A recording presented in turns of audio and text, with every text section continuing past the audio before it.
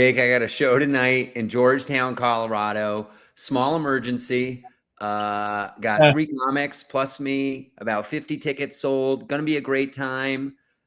Last night, they announced the major power company said we're turning off the power at 5 a.m. in the entire town, and it will be off for up to 48 hours due to high winds. I guess it's very windy right now. In fact, it is. I was just walking around and a street sign, not like a lane, like a construction, like a big diagonal orange sign, blew across the sidewalk like tumbleweed in front of me. It's crazy in Denver right now with the wind. And I guess up in Georgetown, they have no power. And I have battery-powered speakers. That's easy. I have some battery-powered uplights that I think could work. I could probably find some candle wax. We might have to do like a 1700s comedy show tonight. I don't know what's going to happen. Or we might have to cancel it. To be a major financial bummer for me. But I don't know. Georgetown, we'll figure it out. We're going to Wow. Yeah. So they're just it's precautionary, I guess. They're like saying, hey, it's too windy. I think they're like repairing power lines, and to make it safer for the workers, they just turn off all the power. Because yesterday, it's madness out here in Colorado right now. Yesterday, at a gig during the day at an elderly care place, and they texted me in the morning and said, "Hey, we don't have power. Can we reschedule?" And I basically politely said I can't reschedule, and the power came on 1 hour before my show. I think the show was at 1:30, and the power came back at 12:30. So in Boulder, the power was out. The day before, I had a show in Fort Collins. We'll probably circle back to all these gigs later. But on the drive back from Fort Collins, the wind was absurd. It was like my car got struck by a tumbleweed about the size of a Honda Civic. And I had dodged like 10 of them, but I was boxed in. There were cars, and I saw it coming. It just thunk hit the front right side of my car. Yeah, you're probably really ticked off. It's like, hey, I sleep in here. Get out of it. Exactly. The wind, man. Who knew wind would impact comedy? Wow, it's always something new.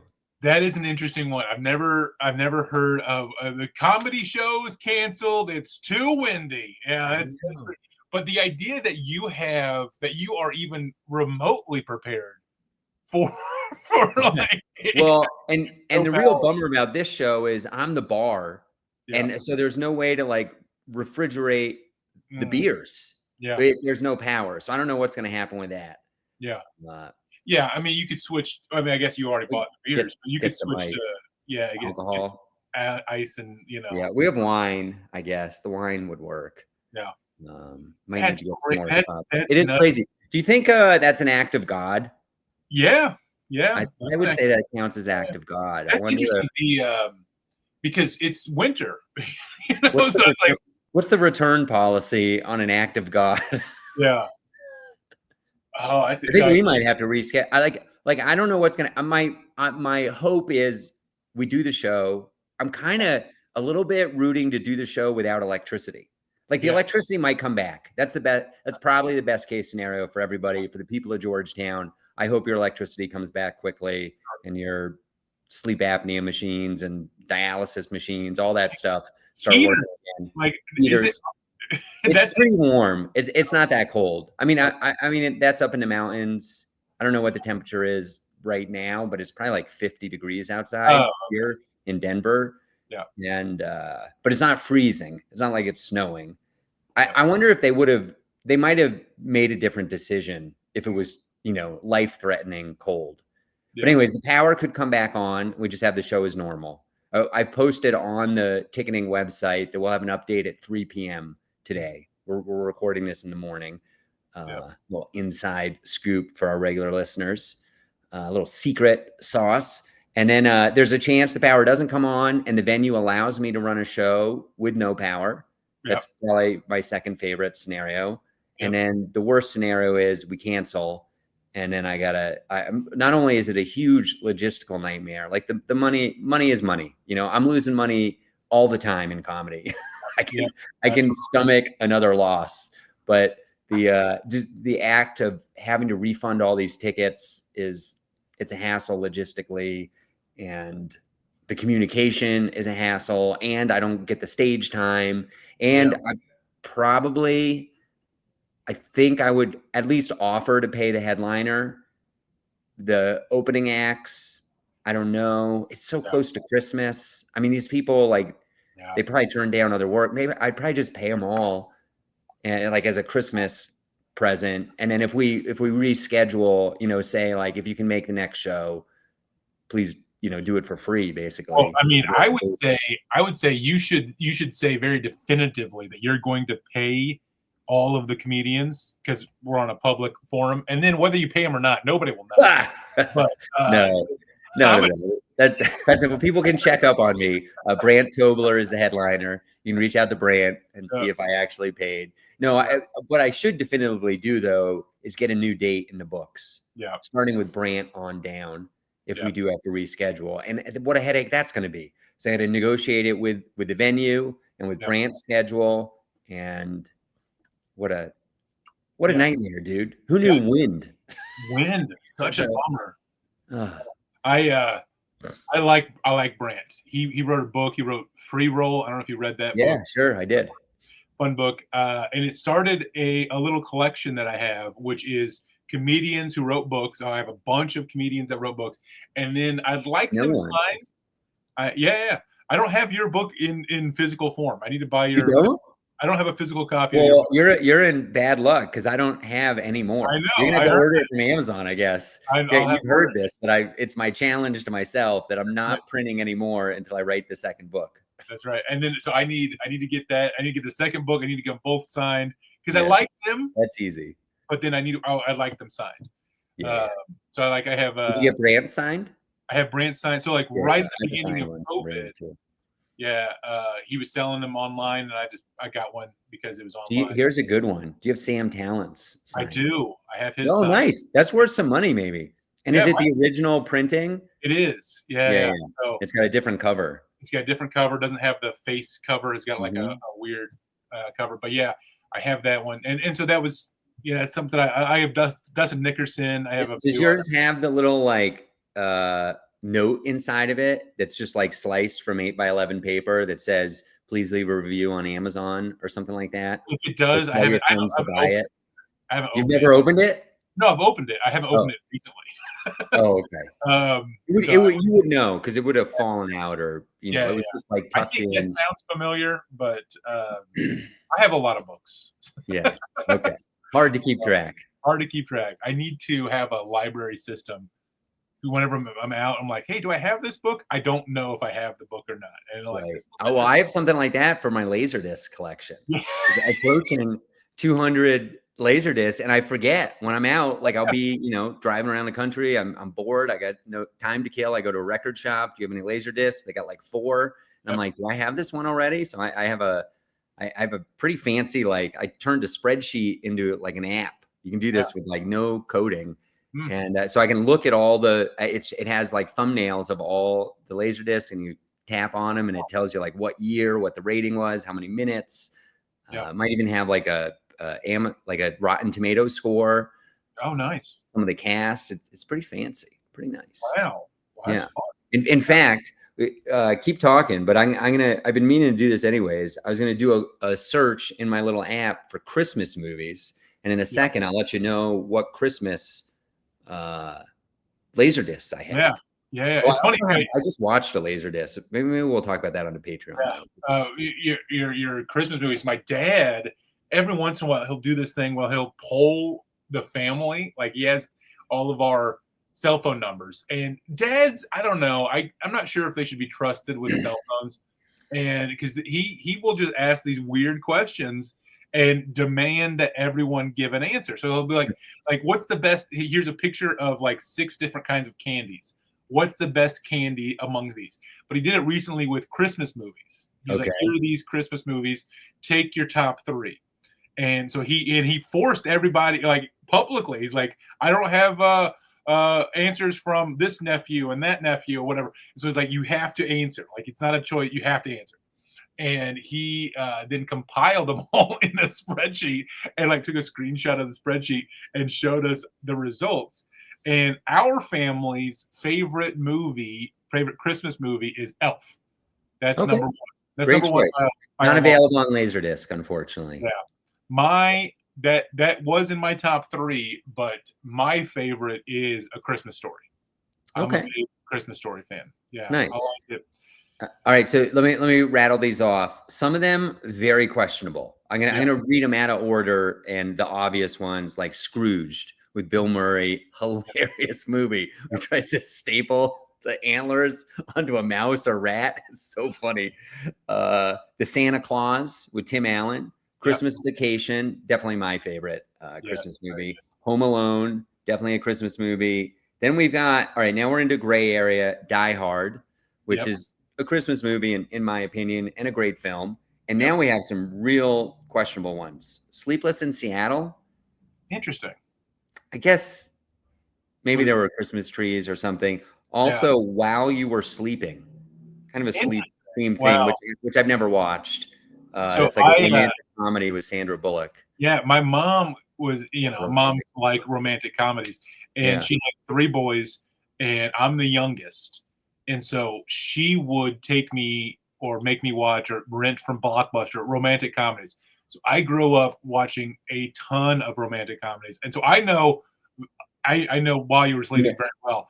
And Is it a Christmas movie? Not really. It's not Christmas. All right. Okay. It might be set around December, but Christmas plays not a big role in the movie. Let's see what the word Christmas. During one seemingly ordinary Christmas shift, Lucy witnesses blah blah blah. That's kind of a spoiler if you ask me. But the main thing happens during Christmas. Okay, now, the first 5 seconds. Okay, all right. So this one, I haven't read the book or seen the movie. Midnight in the Garden of Good and Evil. No, I have no idea. It's supposed to be an incredible book. It's on my long to-do list to read eventually. No idea if that's a Christmas movie. And the last one, which I've actually seen, Babe. Babe, interesting. With the pig. Was that set during, like, when would the animals have celebrated Christmas dinner?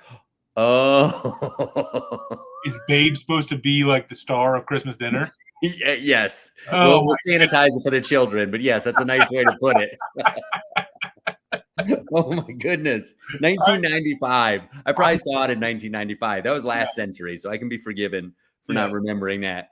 30 years ago. My goodness. Yeah, they nailed it. Babe is a Christmas movie. Okay. All right. Wow. Okay. That's interesting. I mean, to be a Christmas movie, Christmas has to be a very focal point. It can't just be like, oh yeah. Well, what do you think? Die Hard is a very popular debate. Is that a Christmas movie? I think so, because there are Christmas elements. He's traveling for Christmas. They're at a Christmas party. Yeah. Christmas is part of it. Yeah. Whereas like Harry Potter, I'm a big fan of Harry Potter. I like the Harry Potter movies. I like the books. And some people argue Harry Potter is a Christmas movie because there's a Christmas scene halfway through it. It's the first time Harry ever gets a present. It's a little sad. But they celebrate Christmas, and he's kind of he's an orphan boy. So it's a weird, touching moment. But that's not a Christmas movie, right? That has a Christmas scene in a movie about a kid, about like a coming of age tale or whatever. Babe is an interesting example because the Christmas portion of it is so negative. Yeah, the Christmas. It's like most Christmas movies, the Christmas is a positive. Yes, Christmas is the villain. It's like the looming darkness of Christmas Christmas dinner. Oh my goodness, that's funny. Oh boy. So yeah, wind and laser discs and all kinds of stuff going on. I got a question for you. I almost got a gig that was for stand-up comedy, but then it turned out they didn't want a stand-up comedian. They wanted improv comedy. And I had to explain to them that that's different. But then afterwards, I said no. And then I was like, well, I could probably get an improv comic to come with me. Yeah. And we could do improv comedy for 30 minutes, 45 minutes. How bad at it could I be? Yeah. So my question to you is, as an improv person, if you had to coach me in 5 minutes, I'm about to run off to a corporate, I got to do 45 minutes of improv games. What improv games can I Yes. play? Yeah. So there would be some good ones. I think 5 minutes would be cutting it, because improv. We're gonna try it right now. Give me 5 minutes right now. Tell me a couple of games. Okay. You can do it. If you can do a Christmas story with basically no preparation, this is insulting to all improv people everywhere, but I feel like I could pull off a corporate gig. Well, you could 5 get minutes of paid for it, coaching from Big Jake Hovis. but the problem with improv is bad improv is awful. It is so bad.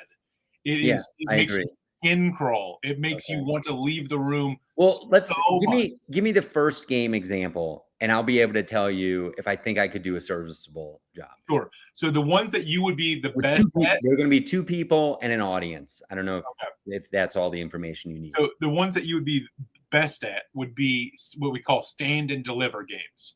So it's like making up a joke on the spot. Okay.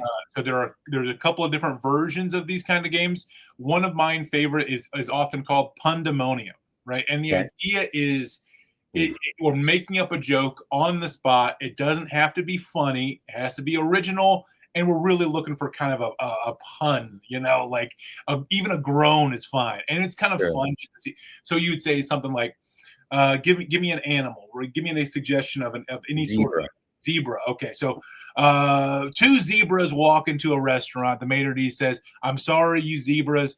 We're completely sold out. You got to get out of here." And the zebras say, "Hey, these are stripes. We're not prisoners." Okay, 2 zebras walk into a restaurant. The maitre d' says, "I'm sorry, you zebras. You got to get out of here." No, go on, hoof it. 2 zebras walk into a restaurant, and the maitre d' says, "I'm sorry, you zebras. You gotta. We have no room for you. We had a reservation, but you're too ungulate." An ungulate is a hoofed mammal. So like those are the kind of That's jokes. pretty good, Jake. I'm impressed. Yeah, so like those would be like the stand and deliver. So I'm just talking to the audience, right? Okay. Yeah, I'd be pretty bad at that, honestly. That would be a big fail right there. Yeah. Let's go game 2. What was that called again? Pandemonium? Pandemonium. So the guy standing next to me, the reason why you would want more than one person to do that is so that you had time to think. Right. Okay. Yeah. So if you did like a scene-based game, a fun scene-based game that you could grab an audience member for would be something like Arms Expert, which I think is a fun game. So your buddy is sticking his arms through your arms. So you put your arms behind your back. Okay. Yeah, he puts his arms behind your back, and then you behave like the expert. Like so you get a suggestion of what's something you always wanted to know more about. And they say quantum physics, and you're like, okay, so we're a quantum physics expert. And so like the guy in the back doesn't talk, but you keep, and then if he knows what he's doing, he's going to keep doing like little gestures. He's going to keep doing things. For anybody who can't see this, Jake was just doing like a fishing pole motion. Yeah. He's going to keep doing things, and that you have to like justify. This one time I went fishing with a quantum physicist buddy of mine, and a cork fell out of the sky right through our canoe. Yeah. I see that one. I think I could pull off. Yeah. Passable. So not great. I'm not going to be, what is it? Fiddlesticks and Quidditch, or what are their names? Middle. You know what I'm talking about? Yeah, I do know. That was pretty good approximation. Fiddlesticks and Quidditch. Yeah, that's not bad. Ditch, middle shore, ditch, middle ditch and Schwartz. Middle ditch and Bali Shore. It's Schwartz. Schwartz, I think, is right. Schwartz was the guy from Parks and Rec. Yeah, middle ditch and Schwartz. Yeah, middle ditch. It's middle ditch. Middle ditch and Schwartz. Like, may the Schwartz be with you. Yep. Okay. Okay. So I'm not going to pull that off, but that arm game, I think that could be fun for everybody. As long as I got, if they did zebras, I don't know that those are ungulates, but if they did skiing, or they did housing crisis or sleeping in your car. I mean, I could do 20 minutes on sleeping in your car. So it's really like you need to know the games. You need to know how to ask. Okay, so that one was called Arms Race. Arms Expert. Arms expert. Oh, because you're an expert on a topic. Yeah, All right, I'm feeling pretty good. We're 50-50. Sure. Give me a third game. Okay, so one game that I really like playing. So I did a duo, right? We talked about this a while ago, but I was part of Mirthquake is the name of me and one other guy. We did this show, and one of my favorite games was we called Pillars, and so you get 2 audience members, and they sit on the stage facing the audience, and all they do is they finish your sentence. So you say something, and then at the very end, you touch them on the shoulder, and they finish the sentence. The audience member does. The audience member finishes the sentence. So you have to you're playing a scene, so it's like a little play. You don't know who you get a suggestion of how do 2 people know each other? And they say father and son. Okay, so this is a father and son. And where are they? Oh, they're at a ski resort. Okay, father and son at a ski resort. Go. And so then you're doing it, and you touch them on those. Hey, Dad, I'm glad you're here because I mean to tell you something. Last night you touch a guy on the shoulder pooped the bed, and then you have to live in that reality. Right. So that one I would do great at. That's an old campground camp game, basically a variation of it. Yeah. And I'm pretty good at spontaneous thought. It's funny that my worst game is the one that's most like stand-up. So far. Yeah. So that one's tough. There are ways to, on some of these, there's ways to do it bad, because if you don't add to it, or if you touch the guy too early, or if you're just like, well, son, and then you touch him. Yeah, I mean, that seems so easy. Yeah. Like, you don't need punchlines. You just need to be silly and unexpected. Yes. And maybe callbacks and calling out things, and like this was a law firm, so maybe some kind of law stuff. Frank Azar shows up, whatever, a car crash, ambulance chaser, seems pretty easy. All right. And so that was less than 5 minutes. I'm pretty sure the folks at home can clock it. I could do 45 minutes with what you just told me. Well, those games are fun for about 4 or 5 minutes each. So for 45 minutes, so I would do them for 10 minutes each. And they would be less fun. And I'm done. But give me 2 more games just for the fun of it. So I mean, one of the games that's super We're fun. skipping Pandemonium, so we really only got 3 games so far. Get me up to 5 games. Yeah, one game that's really fun is Shakespeare, which is just. I've seen that done. I saw that done at Second City. It's very good. I forget how it works. Well, I mean, if it's done well, I mean, it's basically you're just doing a Shakespeare style scene. Yeah, like Where Art Thou? Yeah. You're doing the I don't think I'd be very good at that, because I mean, I could if I had a day to practice, I could be great at that. I'd look up a list of 100. I'd memorize 100 Shakespeare words. Well, the thing is with improv, there are games and whatever, but there's also the relationship in the scene. Like, you go in there and you look at the other person, and you give them what we call gifts. So I say, hey, sheriff, there's a loose crocodile in the park. Now you have a lot to play with. But if I come up to you and just say, hey, how's it going today? Right. Yeah. But bad improv, which I'm on an improv team, and there's some bad improvisers on the team who never add. It is the key to improv is yes, and it's both of those things. Yeah. You have to agree with the world that they're giving you and add to it. Yeah. Does the Shakespeare game work with just 2 people? Yeah, I've done it with 2 people. I mean, these are the games that I would change characters at any point, because that seems like a boring play if it's only 2. You can change characters. And again, we're talking about 5 minutes. We're talking about getting in and getting out, right? But yeah, you do multiple scenes. You do multiple scenes. How do you transition into? Let's try it, right? Or how would you? Yeah, how do you transition into a second scene? Often you run across the front of the stage, but if there's 2 people, you can just be like whoosh. You can just make some big movement and then move. One of you decides randomly, we're done. We're going into a new scene. Well, you get a big laugh, and then you move on to the next scene, right? Okay, and then let's say I do the whoosh. Is it on you to start Nope, the new it's scene, on or I you. start the new scene? Yeah, with the person that sweeps, it's on them to start the new one. Okay, Now, great. they can have a very Do a small 10-minute, idea. 10-minute play on that. That's awesome. Shakespeare. Okay, I need some Shakespeare words, and it needs to be old timey. Your words. Okay. Yeah, Do yeah, they have other variations of that, like cowboy and yeah. Indian I mean, or future? there's some of the games are a little bit harder with only two. Like, there's a genre mix up where basically two or sometimes three people are playing a scene, and then like the director comes in and says, "All right, that's great, but let's do it again. This time it's a samurai movie." And then they do it again, and they're like, "Okay, that was great, but this time it's whatever." One of the games that is high energy, that's a crowd pleaser, it's not that hard, is halftime, or it's got a few different names, but it would be you do a scene in five, maybe probably 2 minutes, maybe a 2 minute scene, and then you do the same scene in 1 minute, and the same scene in 30 seconds, and then 15 seconds, and then 7.5 seconds.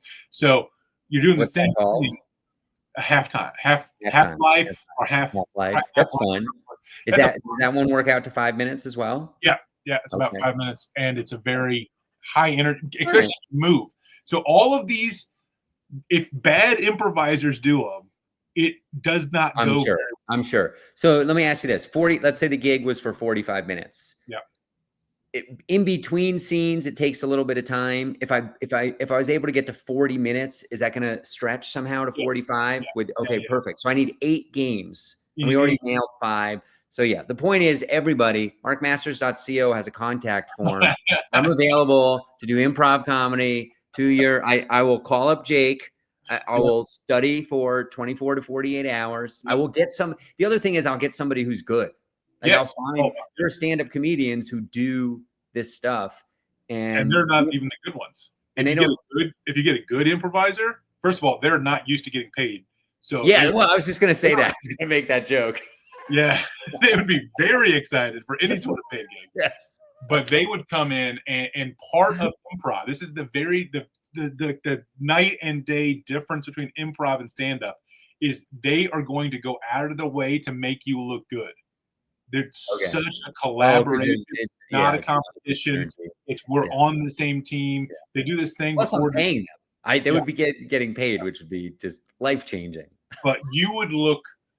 I mean, if it's a good improviser, and you just have a little I could just be the straight man, basically. Well, it would probably be the other way. The straight man's a hard one. Is it really? Oh my goodness, it's way harder to be a straight man. Okay. And that's the thing is when I'm doing comment, when I'm doing the That's a clip, by the way. Big Jake Hovis. It's way harder to be a straight man in this world. When I'm doing improv, I have to be the straight man so much. Now I'll get my jokes eventually, but I'm like built because the straight man is the one that's adding the information. If the other person doesn't add anything, I can't say anything. I can't react to it. They're just like a lump. All the time. So frustrating. And we don't. Yeah. But you have a good improviser. I mean, they will just set you up the whole time. Okay. Interesting. I would think the opposite. I would think the straight man would be the person adding the facts. Straight person. You have to say person at this point. The straight one is adding the facts. Exactly. Yeah, and then it's the other person who has to make it funny. So that seems harder to me. No. Okay. You just react to it. You just react in character to it. I mean, a lot of times. But imagine it the other way. This is all trending towards. This seems easy on either direction. I get 8 games. I'm already at 5 games. I get 3 more. We pop it, and nobody would ever know that I wasn't an improv expert. That was my first time doing improv. Because the reality is, doing stand up when you do crowd work, it's probably a similar muscle, and it doesn't always go well. Man, I saw somebody. It was embarrassing. A headliner recently asked probably 4 times in a row different audience members with no follow-up questions. What's your name? Where do you work? Goes into material. Does it again. Nothing. Like, I'm pretty sure even the audience, I mean, I could tell after the first one. Like, that happens. I'm not saying it doesn't happen to me. Sometimes you got nothing. The person's a postal worker, and you got no jokes about postal workers or whatever. They're a mortician, you know. Yeah. But both those actually seem pretty funny. I don't know what it would be that I Yeah, wouldn't yeah. have anything to joke about. But this person just struck out, and then a fourth strike as well. And I was like, what are you doing? Like, Why are you even doing that? quit Yeah. going back to that well if you're not feeling it, if you're not quick tonight or whatever the issue is. Yeah. Yeah, it's interesting. Yeah. I had this thought recently. So my wife was showing me a comedian. She said, Okay. "Oh, this guy's so funny. This guy's so funny," which I hate, of course. You know, I don't want my wife to think Anybody other than you. And so I showed her this woman. I'm like, "Oh, okay, no, I didn't." But she showed me this. He's so funny. He's so funny. And he's doing crowd work, and it's good crowd work. It's not groundbreaking. Like, Sure. I have done crowd work just as successful as this. Yeah. Tell me more about Matt Rife and his cheekbones. Yeah, it wasn't Matt Rife, but she does like Matt Rife enough. And I like to bother me. I like to call myself Fat Rife. Nice. I do a lot of crowd work. There you go. But this is the thing. Right.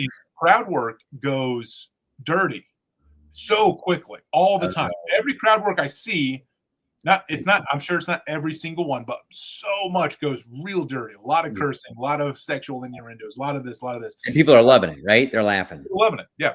Because people like crowd work. But they like dirty stuff, whether they think they do or not, especially when it's spontaneous. Yes. They think it's hilarious that somebody would think something objectionable. Yeah. But here's the thought. Here's my $1 million idea. And so I'm gonna give you your reaction already. You're gonna be excited for me for putting these two things together. Clean comedy and crowd work. Let's put them together. Like let's get the one guy who does a ton of crowd work and is clean the whole time. And I know you're in favor of it. So we'll just move on. So you're the guy? Let's do it. I'm the guy. I'm the clean crowd work guy because I'm already clean. I feel so you may not know this. Takes the Jake Hovis. Jake the Cake. That's right. Cake is positive. We're coming up with some kind of we need a name for it. But I like it. You're the positive crowd work guy. I mean, it kind of there's a roast show that somebody does that's like everything's positive. It's their positive roast. It's some guy who had like brain cancer. He's got an interesting story too. There's also who are the identical twins? Sklar Brothers. The Sklar Brothers. They have like a show where people come and do stand-up, and then they like on the stage help improve their stand-up in a positive way. Like they add tags and they joke around, and it's all positive. So I'm not saying your idea isn't original. I'm saying there's a foundation for it, and I think it will be very successful. What I'm trying to do is, hey, Nate Bargatze is making so much money. Matt Rife is making so much money. One guy's crowd work, one guy's clean. How about we put them together? You can make twice as much money. Holy cow. Make twice as much money. Or at least they're going to lend you so much money. What an incredible idea. Are so into it. Right? But I do like that. So something like I got another thought on this for you. It would take a little bit of research, but if you go to the Comedy and Magic Club in Hermosa Beach, which is a famously clean comedy club, Chris Voth works there. It's famous for Jay Leno is there every Friday night, Thursday night, Sunday night. I'm not sure. People can do some research. He's there one night a week, always. Yeah. And at least it used to be that one of his openers, who used to be one of his writers on the Leno show, is like his feature or whatever, and gets up and does like 30 minutes of crowd work. Yeah. And I don't remember noticing that it was clean, which means it was good, but I'm sure it was clean because he was opening for Jay and it was at that club. And it was really that was before I was even in comedy. And it just blew my mind the way you've talked about this before. You have a great memory. He would talk to like 15 different people. And on the 15th person, he would call it back to the third person. Be like, the 15th person has a dog that's sick. The third person was a veterinarian.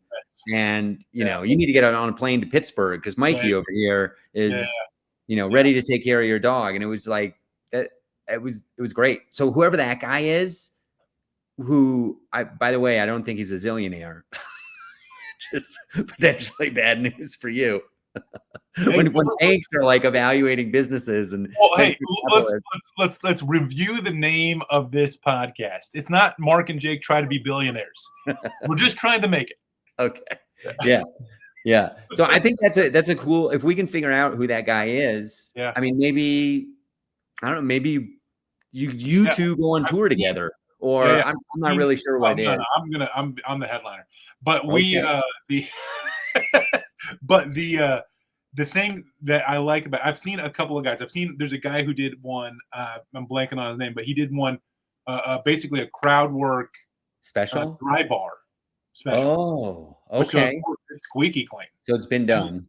And it's been done. But the idea is a clip idea, right? I do think that is a neat idea. The online part is neat because you get on stage 100, 200 times a year. Yeah. If you can call 5 minutes a day, that's 1,000 minutes a year of material that you could put into, somebody do the math real quick. What is that? 10 to 15 hours.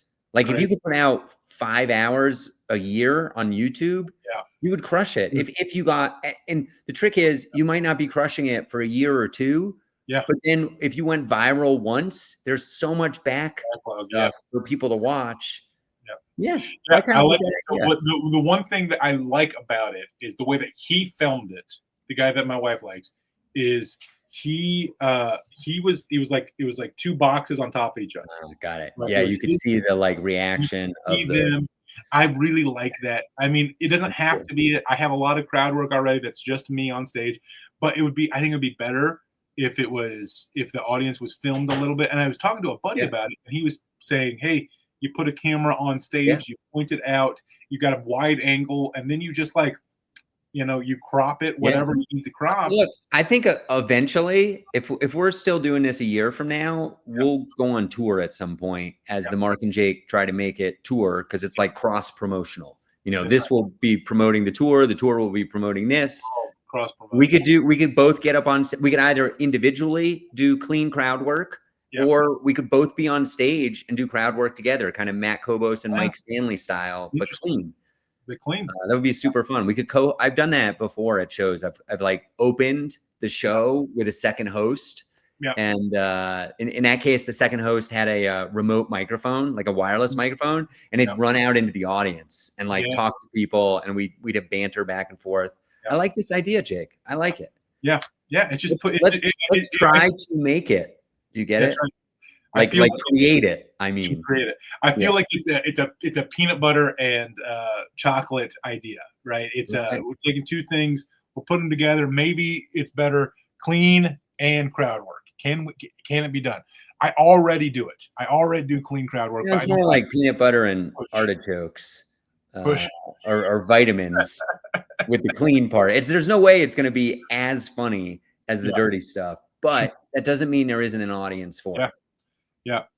If you're depraved, it's not going to be as funny. But if you're a good person, it'll be just as funny. Maybe what we need to do here is also, here's my idea. I'm pitching in. It's a pitch meeting right now. Sure, yeah. Thin skin. Ooh, thin skin.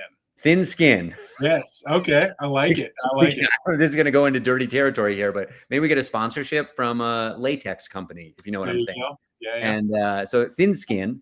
Where everybody's clean, and we roast them in positive ways. It's like thick skin, but the clean version.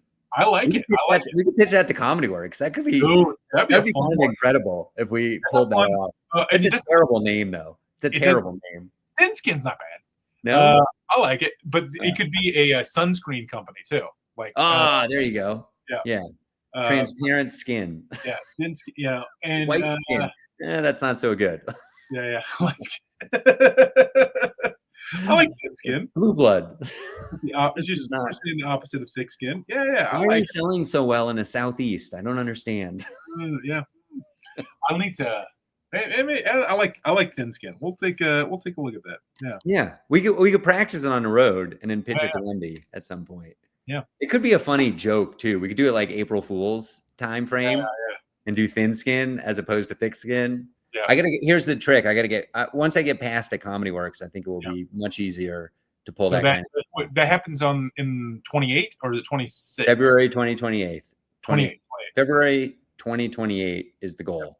There we That's go. what we're shooting for. And I hosted. So here, I got a quick hosting story. Yeah. I went and got on standby last week. I'm on, by the way. I don't know when this comes out, but probably too late for anybody to know. But I am on as the calendar flies next Tuesday, which is pretty neat. I like two out of 3 weeks. I'm on that's great. New Talent Night. It was just my time. I was 12 signups, and but anyways, I found out when I went by on Tuesday standby, some guy came up to me and he's like, "Man, you cost me $5." And I go, "What?" And I guess they had some kind of bet that I was going to make a mistake because he had inside information that it was my first time hosting, and I didn't. So everybody out there, you don't bet against Mark Masters. Okay? You want to bet against Mark Masters? You're going to lose your money. Okay? You might as well just get out a lighter and light that money on fire. That $5 on fire. Bye, Mr. Lincoln. Right? That's what we're saying. Unbelievable. Yeah. Oh, it's crazy. Crazy. What else is going on? I saw last night, I saw Pete Lee. You ever seen him? Oh, yeah. I haven't seen him in person, but I really like him.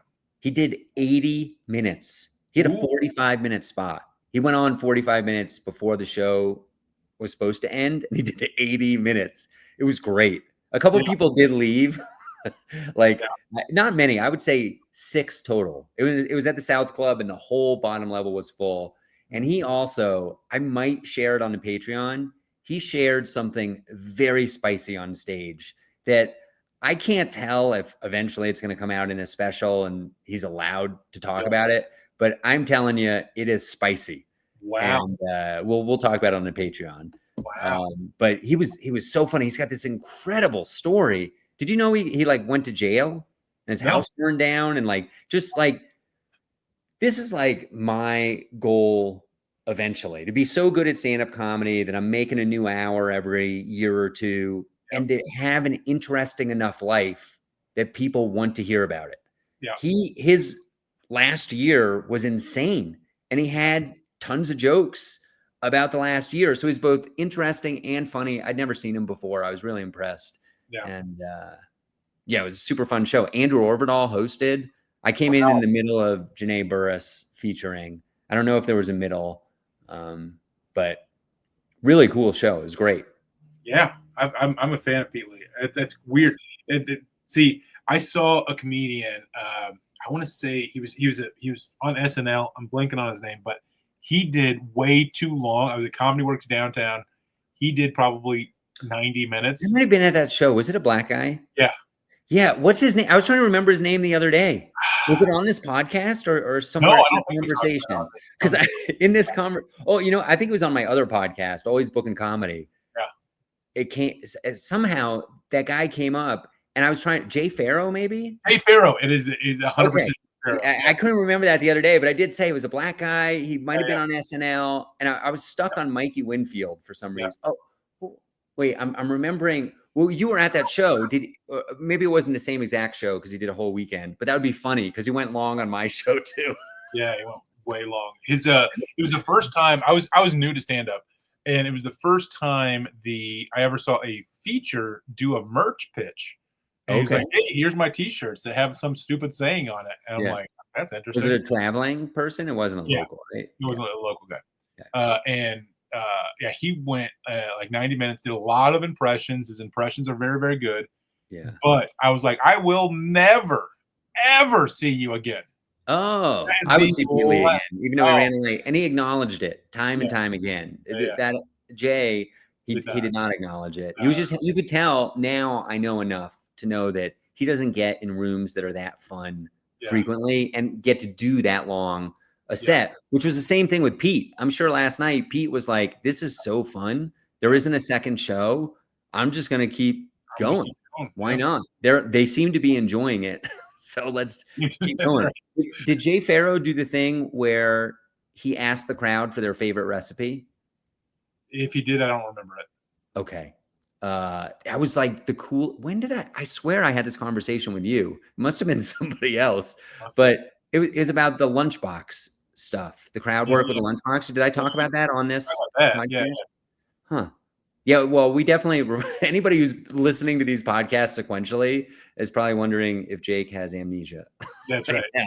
So I'm pretty sure it could have been the last episode or 2 episodes ago. We had this kind of We had the conversation conversation. where that's your.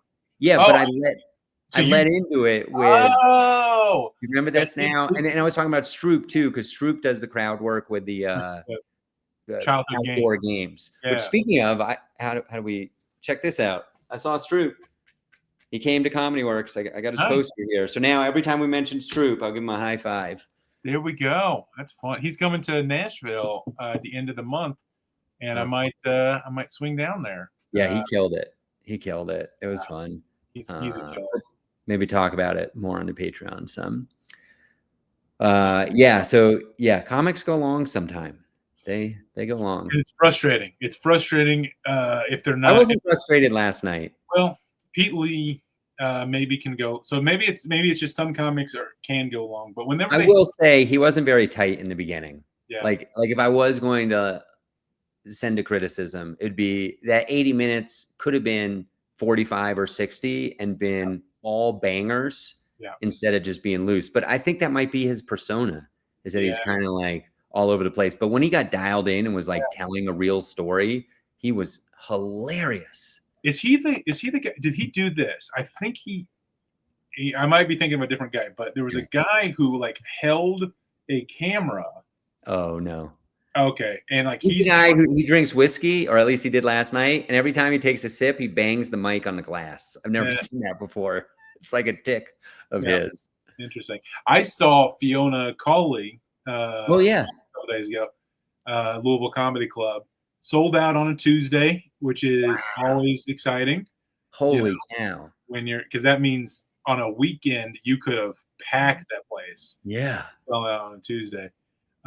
Very interesting. Her husband, Matt Taylor, was featured, which I expected him to. I've worked with Matt several times. Okay. I like Matt. He's a fun guy. So she stuck to her time. She like, okay, 45, done. Yeah. We're done. That's like the corporates I did this week. I did a 30-minute and a 45-minute. And the 45, I only did 43. I feel bad. 43 in a couple seconds. But the 30, I did 30 minutes on the dot. Yeah. I was like, okay, everybody, thanks a lot. Have a great. On corporate gigs, I make sure to film myself in case they ever come back and be like, you didn't do it that time. Yeah. Well, I film just in case I'm ever going to like chop it up into a promo video or something. Yeah. Super funny happens. Yeah. That 30-minute one was funny.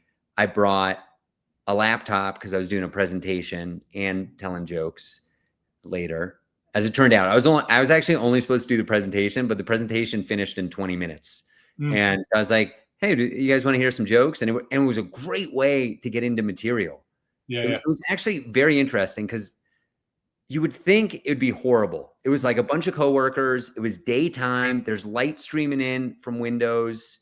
Should have been awful, but I have never felt so natural on stage because I've already been talking for 20 minutes. These people, I'm telling a personal story with this presentation thing. So the audience knows me. So like, you don't have to go through that stuff when you're trying to get the audience to like you and to know you, et cetera. So it was surprisingly fun to do stand-up for 10 minutes with them.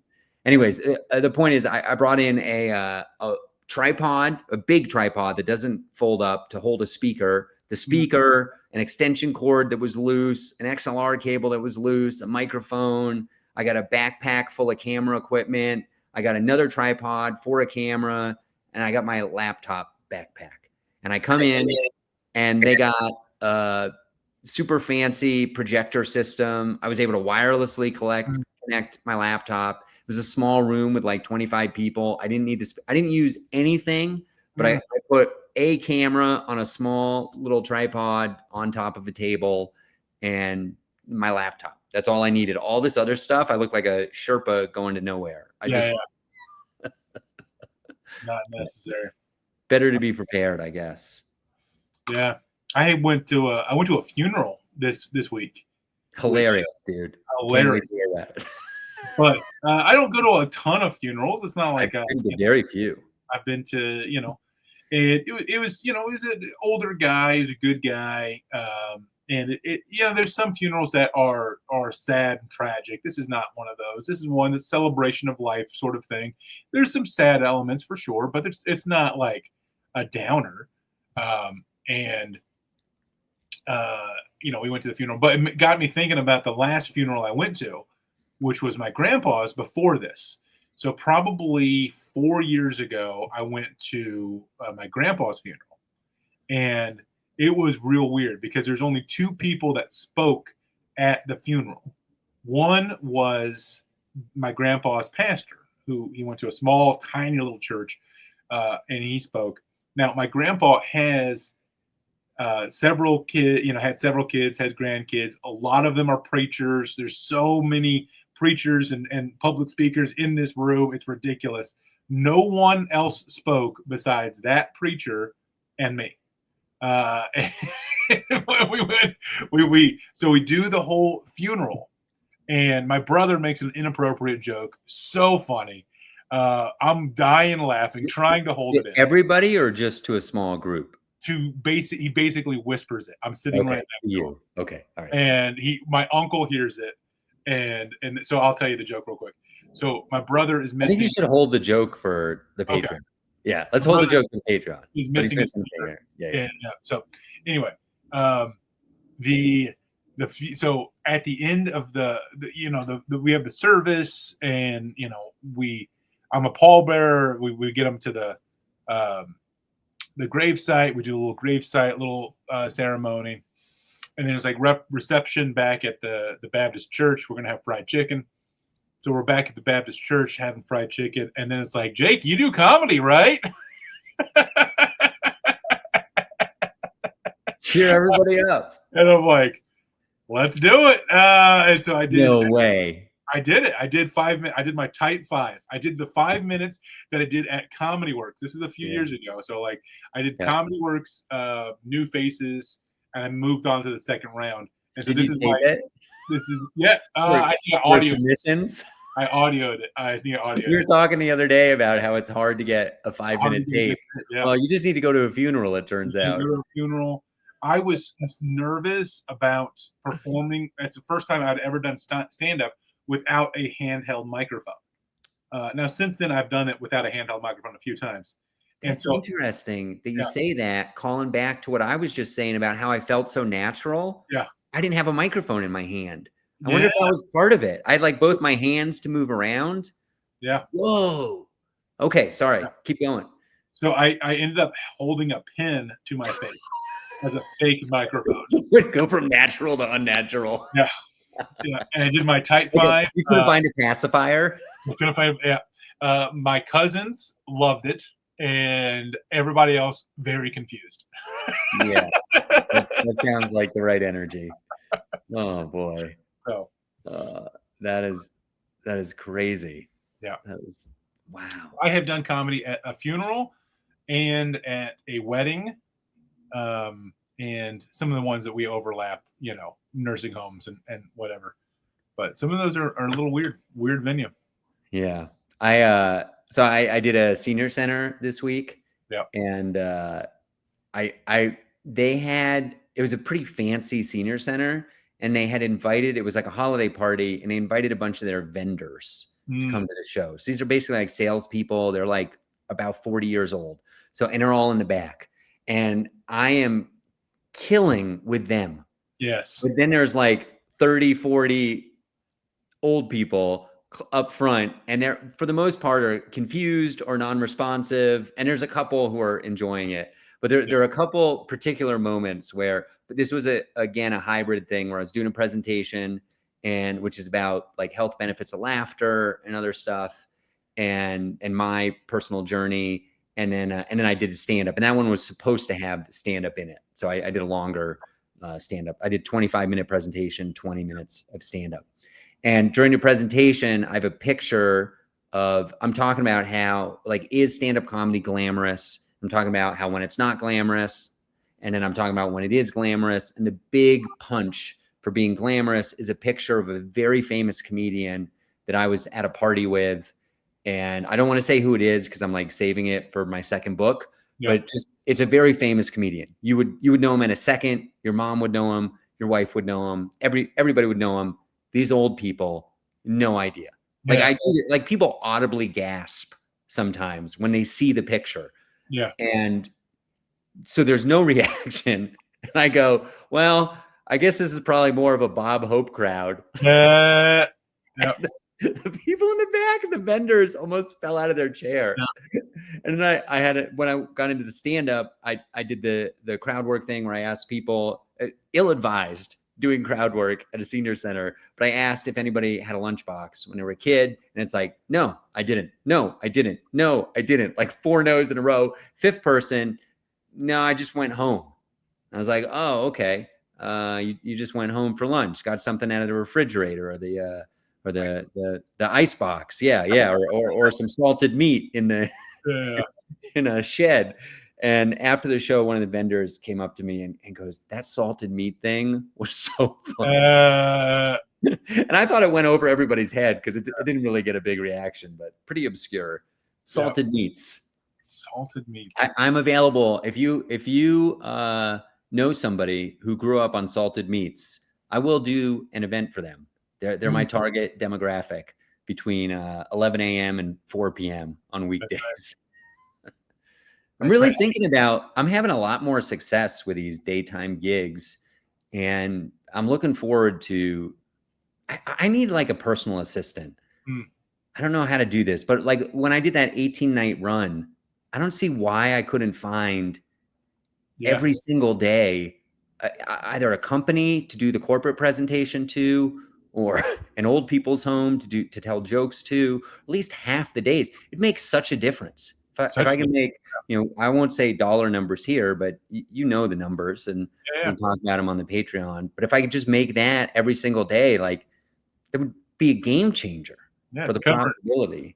Covering travel expenses, I'm like, if you're already there, and that's the weirdest part about being a comedian sometimes. And this is really true whenever you take like all weekend at a club. I did, 5 shows in Wisconsin, and you're like, I don't live in Wisconsin. I don't really want to do much here.